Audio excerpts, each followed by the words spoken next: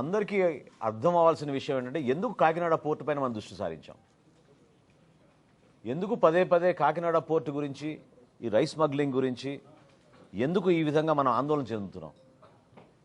ఎందుకంటే మీడియా మిత్రులు కూడా మీ అందరు తెలుసు, స్థానికంగా ఉన్న కాకినాడలో కూడా చాలామందికి తెలుసు, 5 సంవత్సరాల్లో ఎవరిని కూడా లోపలికి ప్రవేశించలేదు, అనుమతించలేదు, అసలు అవకాశమే లేదు.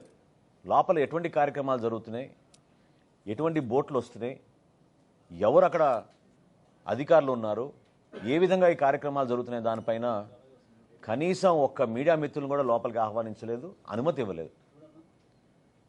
అంటే ప్రభుత్వం ఆస్తి, మన వనరుల్లో భాగం, రాష్ట్ర ప్రభుత్వం ప్రతిష్టాత్మకంగా ఆ రోజు కాకినాడ పోర్టుని 1999 నుంచి ప్రైవేటీకరణ అంశంలో ముందు తీసుకెళ్తున్న తరుణంలో వీళ్ళు పక్కడబందీగా వ్యూహం మేరకు ఎవరిని రానియకుండా ఒక పెద్ద కాన్స్పిరసీ చేశారు. దాన్ని ఈరోజు నేను మీకు వివరిస్తాను. ఎందుకంటే ఎందుకు కాకినాడ పోర్ట్ అని పదే పదే చాలామంది దాని గురించి ఆందోళన చెందుతూ ఆలోచిస్తున్నారు. రాష్ట్రంలో 29,000 ఫేర్ ప్రైస్ షాపులు ఉండగా ఈ బియ్యం సరఫరా చేయడానికి వైఎస్ఆర్సీపీ ప్రభుత్వం జగన్మోహన్ రెడ్డి గారు ముఖ్యమంత్రి అయిన తర్వాత ఒక నిర్ణయం తీసుకుని డోర్ డెలివరీ చేస్తామనే ఒక అబద్ధపు ప్రచారంతో 9,260 వ్యాన్లు కొని రాష్ట్ర ఖజానాకి దాదాపు 1,600 కోట్ల రూపాయలు ఖర్చు అయ్యే విధంగా మొబైల్ డెలివరీ యూనిట్ల వ్యాన్లని వీళ్ళు రాష్ట్ర వ్యాప్తంగా ఒక నెట్వర్క్ ఏర్పాటు చేశారు. 29,000 ఫేర్ ప్రైస్ షాపులు ప్రతి నెల 1వ తారీఖు నుంచి 15వ తారీఖు వరకు ఉదయం నుంచి సాయంత్రం వరకు తెరిచి ఉండి వినియోగదారులు ఎప్పుడు వచ్చినా వాళ్ళకి సరుకు అందించే విధంగా ఎన్నో సంవత్సరాలు జరుగుతున్న ఒక మంచి ప్రక్రియని వీళ్ళు పక్కదారి తీసుకెళ్ళి వాళ్ళ స్వలాభం కోసం ఈ వ్యాన్లు తీసుకొచ్చి ఈ వ్యాన్ల ద్వారా రాష్ట్ర వ్యాప్తంగా నెట్వర్క్ ఏర్పాటు చేసుకుని బియ్యం సేకరించడం మొదలుపెట్టారు. ప్రభుత్వానికి 43 రూపాయల 40 పైసలు ప్రతి కిలో ఖర్చు అయ్యే ఈ బియ్యాన్ని క్షేత్రస్థాయిలో వీళ్ళు 10 రూపాయలకే తీసుకుని వెళ్ళిపోవడం,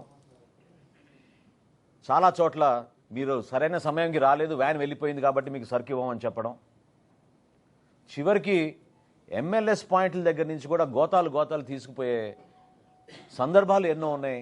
అది చాలా స్పష్టంగా మనకి ఆధారాలు కూడా దొరికినాయి.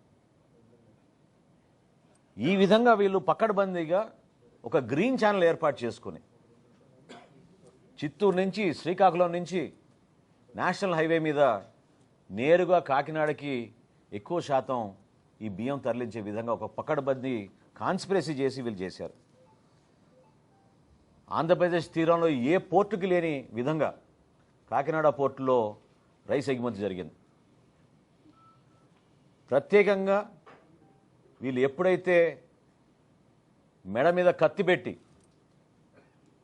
కాకినాడ సీపోర్ట్స్ లిమిటెడ్ దగ్గర నుంచి వీళ్ళు పోర్టు లాగేసుకుని ఆరోబిందోకు చెప్పారో ఆ రోజు నుంచి మీరు చూస్తే లెక్కలు ప్రతి ఒక్కరు కూడా ఆశ్చర్యం కలిగిస్తాయి.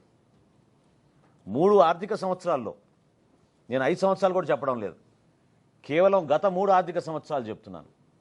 గత 3 ఆర్థిక సంవత్సరాల్లో మన రాష్ట్రంలో గంగారాం పోర్టులో బియ్యం ఎగుమతి 2,20,289 మెట్రిక్ టన్నులు. కృష్ణపట్నం అధునాతమైంది, చాలా పెద్ద పోర్టు, ఇక్కడ 23,51,218. విశాఖపట్నం అన్నిటికన్నా పెద్ద పోర్టు, 38,02,000 మెట్రిక్ టన్నులు.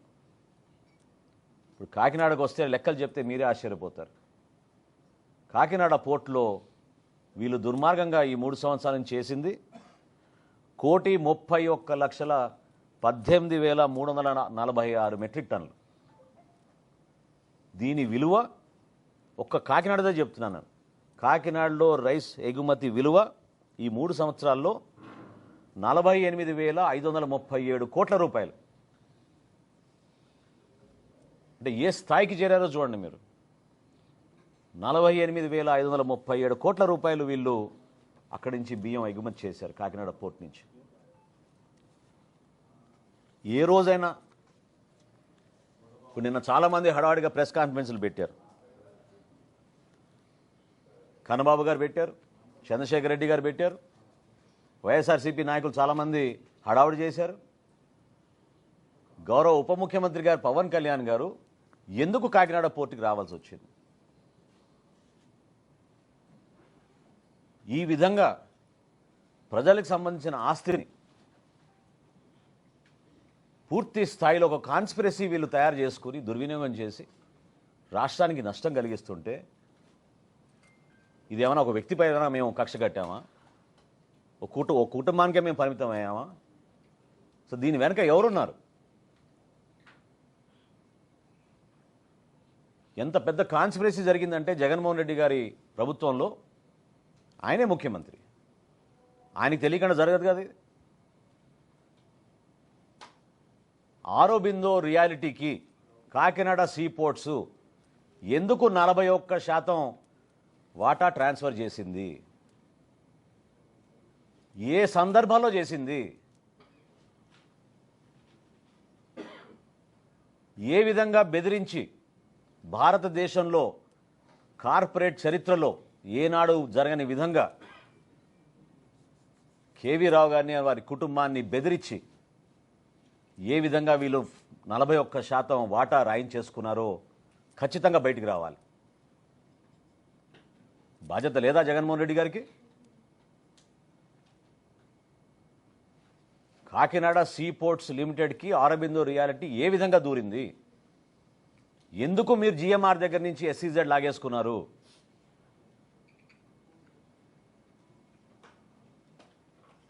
దీనికోసమే మీరు ఆ పోర్టుని పూర్తిగా మీ చేతుల్లోకి లాక్కోవడానికి, ఈ విధంగా దందా చేయడానికి, అంతిమంగా రాష్ట్ర ప్రజలకి నష్టం జరిగే విధంగా కేవలం మీరు మీ కుటుంబ సభ్యులే ఇందులో బాగుపడే విధంగా ఒక ప్రణాళిక సిద్ధం చేసుకుని చివరికి దేశ భద్రతను కూడా మీరు పక్కన పెట్టారు.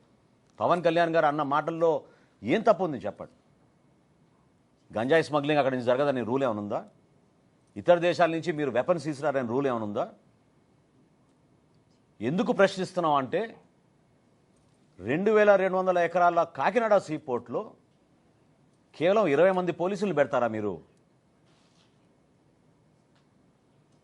ఓన్లీ 20 అంటే షిఫ్ట్కి 6.